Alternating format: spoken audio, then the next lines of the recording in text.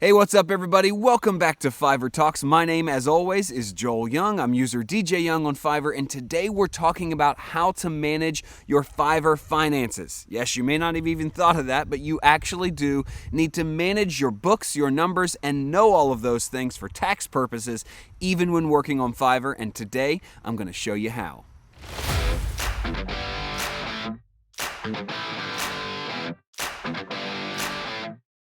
That's right, today we're going to be talking about the fun stuff here on Fiverr Talks. Thanks for joining me. Normally we have videos out every Monday, Wednesday, and Friday, but this week is a holiday week here in the U.S. We had our Independence Day over the weekend, and so I took some time off, spent some time with family, got to enjoy the beautiful summer outdoors. I'm on the road, as you'll probably notice, not in my studio right now. Just got to enjoy it and took a few days off from videos, delaying Wednesday to Thursday. There still will be exclusive content on Patreon tomorrow, so make sure you check that out, link down below.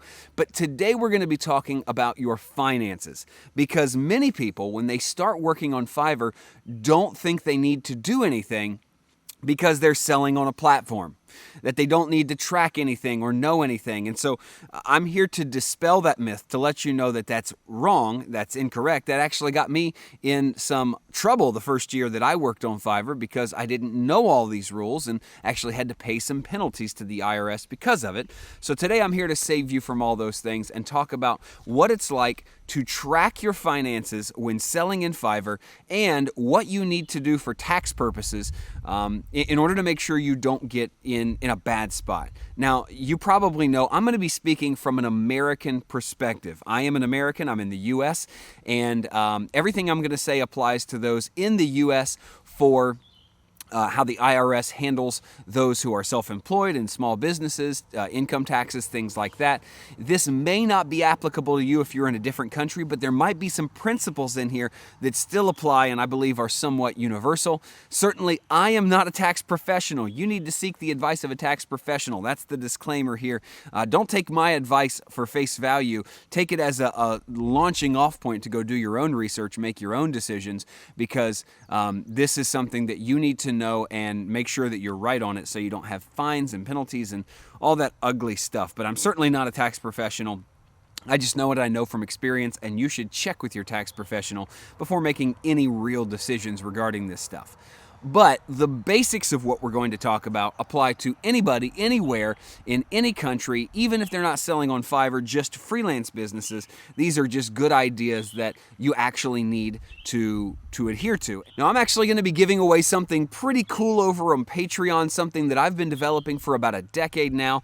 It's the spreadsheet that I use to track my earnings. It's got all the formulas in there for every single month, line items for every single sale, everything that you need to just start plugging in your earnings to this spreadsheet. You can track it just like I do, figure out how much you're going to save for taxes, all that stuff, and it tabulates and totals it on the bottom. So if you're on Patreon, that resource will be there waiting for you tomorrow. So make sure you log in and check that out. And if you're not on Patreon, join me, patreon.com/DJ Young. The link is below. You're really going to get a lot out of it. But today we're going to talk about the basics of managing finances if you're a seller on Fiverr. Now, the first thing you need to know is that you don't need to track every single purchase or every single sale that you make on Fiverr. Fiverr actually does that for you. If you go into the earnings section, you can see a list of every single sale you've made, the gross and the net, meaning if it's a $5 sale, that's the gross. Your net would be $4 after they take their 20%. And it'll tell you for every sale, here is the money that you made, the amount, here's when it's clearing, here's when it went through, all these things. What you need to track is every time you put money in your pocket, it becomes earnings to the government, to the IRS. It's not earnings until you put it in your bank account. So that's what you need to track, those withdrawals from Fiverr. And it makes it much easier when you start thinking about it in those terms, not thinking I have to actually track every single sale that I make.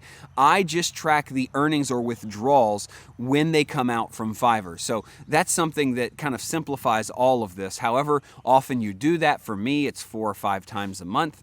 For you, it might be once a month or once every week, whatever kind of regular cycle you make. That's what you need to do, is every time you pull it out of Fiverr, put it in a spreadsheet somewhere, track those earnings. Now, the reason you need to track your earnings is because you're eventually going to have to pay taxes on those earnings. And it's very important that you know how much you made so you know how much you're going to owe.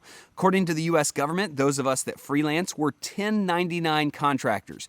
Freelancers, that means we don't have an employer over us for these funds. We're earning them on our own with different clients, and we're going to owe taxes based on the total amount when we file a 1099 form at the end of the year, and that's where that comes from, that term 1099. And depending on what tax bracket you're in, you'll owe a certain percentage of your income.